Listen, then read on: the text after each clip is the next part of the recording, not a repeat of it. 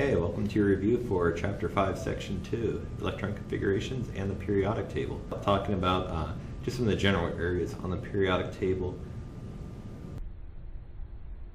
Just as you can count across the S and P blocks in the periodic table and get an idea of how many valence electrons you have, remember you can also count down the periods, and that will tell you the energy level that you are in.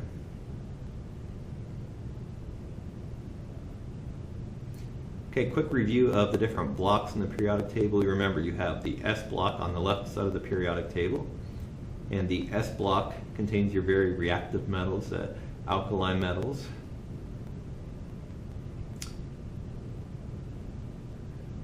And the alkaline earth metals, the group 2 metals.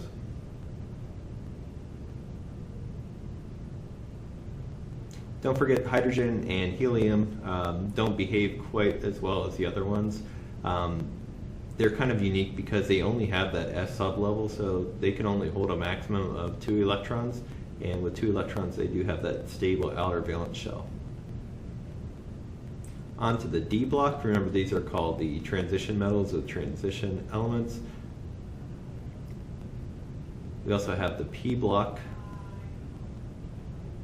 The P block contains actually a mixture of non-metals, metals, and metalloids. Down in the lower left-hand corner, you still find some metals. Things like lead and tin would be down there. And then along the stair step, you have the metalloids, which have properties kind of in between those of the metals and the non-metals. And in the upper right-hand corner, we have your non-metals. For the F block, all you really need to remember for the F block is that it is composed of both the lanthanides and the actinides.